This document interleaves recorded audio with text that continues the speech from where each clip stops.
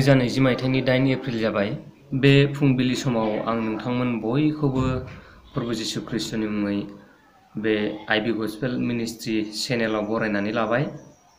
लोगोसे आंनि IB gospel मिनिस्ट्रीनिफ्राय नोंथांमोन बयनिसिमबो प्रभु जिशु ख्रीष्टनि मुङै हामलायनायखौ जासिहरबाय। फैगौ एप्रिलनि 10 खालाराव सारा मुलुगनाङैनो जायफोरा ख्रीष्ट धर्मनि सुबुंफोर बिथांमोननि थाखाय मोनसे गिदिर फोरबो दङ। बे जाहैबाय गुड फ्राइडे। दा बे गुड फ्राइडेआव जोङो जोंनि बर' ख्रिस्टियानफोराबो बे गुड फ्राइडेखौ जोंनि गिर्जायाव मानिनो गोनां दंमोन, सेलेब्रेट खालामनो गोनां दंमोन, नाथाय जोङो बेखौ हानाय नंला। मानोना कर'ना भाइरासआ दिनै मुलुगनाङैनो मोनसे गिदिर सिचुएशन, गिख्रांथाव सिचुएशन लाबोगासिनो दङ आरो बेजों मुलुगनि मानसिफोरानो जुजिगासिनो दङ। बे जुजिनायानो जाहैबाय लकडाउन, गाव गावनि न'आवनो थानाय, बाहेरायाव ओंखारि आरो लोगोसे सुबुं थुबुर जायै आरो खाथि खाथि थाजाबलायै 1 मिटार गोजानाव थानानैसो गावजों गाव रायलायनाय। बेयो जाहैबाय कर'ना भाइरासजों जुजिनायनि लामा। मानोना बे बेरामा खाथि खाथि थाज्लायबा बियो गुबुन सासेनिफ्राय गुबुन सासेनाव रायज्लायनायनि गेजेरजों बेबायदिनो हांजों हां बारस्लायलाङो। दा बिनि थाखायनो बे बेरामजों बारग'नायनि राहा लामाया जाहैबाय गुबुन सासेनिफ्राय गुबुन सासेया गोजानाव थानाय आरो बेबायदिनो जमा जमा प्रग्रामफोर दङब्ला बेखौ जोङो खालामनो नाङा आरो बेबायदिनो न'आवनो थानाय, गावनि न'आवनो थानानै जिबनखौ दैदेनलांनाय, बेनि गेजेरजोंसो जोङो बे कर'ना भाइरासनिफ्राय जोङो बारग'नो हायो। दा बेनिखायनो बे लकडाउननि मेइन थांखिया जाहैबाय कर'ना भाइरासजों जुजिनाय। दा लकडाउननि गेजेरजोंसो कर'ना भाइरासजों जोङो जुजिनानै देरहानो हागोन होननानै बुंदों। मानोना बिनि मेडिसिन दासिमबो रोखायै ओंखारथ'वाखै। गुबुन गुबुन हादरफ्राव बेबायदिनो ओंखारनायनि बाथ्रा बुंदोंब्लाबो माने बेखौ अथराइज होआखै, बाहायनो थाखाय अथरिटि मोननाय जायाखै। बेखौ रिस्कि मोनसे, बेखौ बाहायनायावबा साक्सेस जागोन ना जाया बेबायदि सन्देह दङ। बेनिखायनो बे मेडिसिनफोरखौ ओंखारदों होननानै बुंदोंब्लाबो बिनि रोखा जाथ'वाखै आरो बेखौ मानसिनियाव बाहायनो हानाय जाथ'वाखै। दा जोंनि बर' ख्रिस्टियानफोरनि गेजेराव सोरबा बेबायदि साननो हागौ जे जोंलाय मा जानो, कर'ना भाइरासआलाय जोंखौलाय मा खालामनो हानो होननानै गोबां बेबायदि साननाय मानसिफोरबो थानो हागौ। जोङो गिर्जायाव इसोरखौ खुलुमहैगोन गुड फ्राइडेनि समाव होननानै बेबायदि अख्रा खालामनाय मानसिफोरबो थानो हागौ। नाथाय नोंथांमोना बेबायदि सानदोंब्ला नोंथांमोना बेखौ सानालासिनो जे न'आवनो थानानै इसोरखौ खुलुमनाया गाहाम जागोन होननानै आङो सानो आरो आं खावलायनो लुबैयो बे आंनि चेनेलनि गेजेरजों नोंथांमोना जाहाथे न'आवनो थानानै बे गुड फ्राइडे प्रग्रामखौ न'आवनो बयबो बेबायदिनो न'खरनि मानसिफ्रा सेलेब्रेट खालामो आरो बे गुड फ्राइडेआव इसोरखौ खुलुमो, सिबियो। नोंथांमोना गुड फ्राइडेखौ ओरैनो सम आगार हरनो नाङा जे न'आवनो थानानै नोंथांमोना गुड फ्राइडेखौ जिशु ख्रीष्टनि थैनाय सानखौ न'आवनो फालियो। आं बे आईबी गस्पेल मिनिस्ट्रीनि गेजेरजों आं नोंथांमोन बयखौबो खावलायो।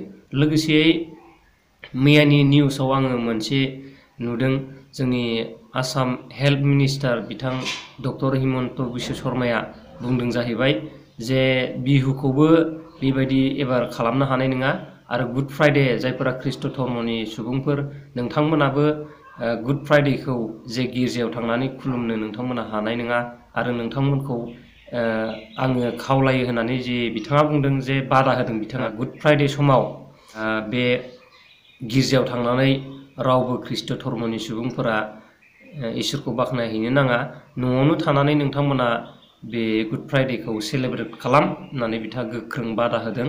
दा बे निउसखौ आङो बे भिडिअनि गेजेरजों एसे दिन्थिलांनो नागिरदों, नोंथांमोना नायलांनो हागोन। लोगोसे बे भिडिअखौ नोंथांमोननो आं दिन्थिनायनि सिगां आं नोंथांमोनखौ खावलायो, नोंथांमोना भिडिअखौ नायनानै मोजां मोनदोंब्ला आंनि चेनेलाव नोंथांमोना गोदानब्ला चेनेलखौ साबस्क्राइब खालामनानै ला। बेबायदिनो आंनि गोदान आपडेटआ नोंथांनिसिम सौहैनाय बायदि जे गस्पेल मिनिस्ट्रीजों लोगोसे बेबायदिनो मिनिस्ट्रिजों रिलेटेड थानाय खायसे भिडिअखौ आं नोंथांमोननो बेबायदिनो लाबोबाय थागोन। नोंथांमोना बेनिखायनो आंनि चेनेलाव गोदानब्ला चेनेलखौ साबस्क्राइब खालाम आरो बेल आइकनखौ दाबायनानै ला आरो भिडिअफोरखौ नोंथांमोना नायनानै मोजां मोनदोंब्ला शेयार खालामनानै हो जाहाथे गुबुन गुबुन बिथांमोनाबो बे आंनि भिडिअनि गेजेरजों खायसे मिथिनानै लानो गोनां आयदाफोरखौ मिथिनानै लानो हायो। दानिया नोंथांमोना नायलांदो आसामनि हेल्थ मिनिस्टार बिथां डक्टर हिमन्त बिश्व शर्माया मा बुंदों आं भिडिअखौ नोंथांमोननो दिन्थिनाय जाबाय। দুই তিনিটা মই বিনম্ৰতাৰে সৈতে অনুৰোধ কৰিব খুজিছোঁ। এটা হৈছে গুড ফ্ৰাইডেও আহি আছে। বহুত ব্যক্তিৰ মনত থাকিব যে চাৰ্চলৈ আমি যাব পাৰিম নে নাই। আমি অত্যন্ত বিনম্ৰতাৰে সৈতে খ্ৰীষ্টধৰ্মী ৰাইজকো অনুৰোধ কৰিছোঁ যে চাৰ্চত যাব নালাগে। ঘৰতে বহি আপোনালোকে নিজৰ যি উপাসনা আছে ঘৰতে আপোনালোকে পালন কৰক। ঠিক সেইধৰণে আমাৰ হিন্দু ধৰ্মত বিশ্বাস কৰা লোকসকলে এইবাৰ বাসন্তী পূজাও ক'তো অনুষ্ঠিত কৰা নাই, যিধৰণে সামাজিক কৰে নামত ঘৰতে বহি হোমটো কৰিছে। গুড ফ্ৰাইডেৰ ক্ষেত্ৰতো আমি খ্ৰীষ্টধৰ্মী ৰাইজক দুই হাত জোৰ কৰি অত্যন্ত বিনম্ৰতাৰে সৈতে অনুৰোধ কৰিছোঁ যে এইবাৰ ঘৰতে আপোনালোকে আৰাধনা কৰক। চাৰ্চত গৈ কোনোবাই ক'ব পাৰে যে আমি ছ'চিয়েল ডিষ্টেঞ্চ মেইনটেইন কৰি চাৰ্চত যাম। আমাৰ দৃষ্টিত সেইটো সম্ভৱ নহয়। ঠিক সেইধৰণে ইছলাম ধৰ্মী লোকসকলেও মছজিদত আজি বহুদিন ধৰি যোৱা নাই। জাতি ধৰ্ম বৰ্ণ নিৰ্বিশেষে সকলোৱে চৰকাৰক সহযোগিতা কৰিছে আৰু চৰকাৰ সকলোৰে ওচৰত অত্যন্ত কৃতজ্ঞ। আমি বিহুৰ ক্ষেত্ৰতো অনুৰোধ কৰিম যে প্ৰত্যেক বিহু কমিটিৰ 5জন মানুহ ৰাতিপুৱা ওলাই আহি বিহুৰ পতাকাখন উত্তোলন কৰি তেওঁলোকে এইবাৰ বিহু কাৰ্যসূচী সামৰণি মাৰক। ভৱিষ্যতে যেতিয়া ভাল হ'ব আমি ফাংচন আদি যি কথা পিছত চিন্তা কৰিম। ৰাতিপুৱা 5জন লোকে আহি পতাকা উত্তোলন কৰি শ্ৰীময় অসমীৰ শীতল কোলাত গাই আমি বিহু সামৰণি মাৰিব লাগে। কোনো কাৰণতে বিহু বুলি আমি ৰাজহুৱা মঞ্চত গোট খাব নালাগে। आंनि लोगो नोंथांमोन जे नोंथांमोना नुबाय नोंथांमोननि मेगनजोंनो जोंनि आसामनि health minister doctor Himanta Biswa Sharma बिथां सारा मा बुंदों। लोगोसे बिथाङा जोंनि बयनिबो मोजांनि थाखायनो बुंदों। जोंनि लाइफखौ रैखा खालामनो थाखाय जोंनि जिबनखौ रैखा खालामनो थाखाय जे थैनायनिफ्राय मोदोमनि थैनायनिफ्राय बारग'होनो थाखाय बिथाङा बे बाथ्राखौ बुंदों। गाज्रि बाथ्रा नङा। दा बेनिखायनो बेखौ जोङो मानिनाया गाहाम जागोन होननानै आं खावलायो। लोगोसे जोबनायाव आङो नोंथांमोन बयखौबो प्रभु जिशु ख्रीष्टनि मुङै हामलायनाय जासिहरफिननानै दिनैनि थाखाय बेखिनियावनो दोनथ'नो नागिरबाय।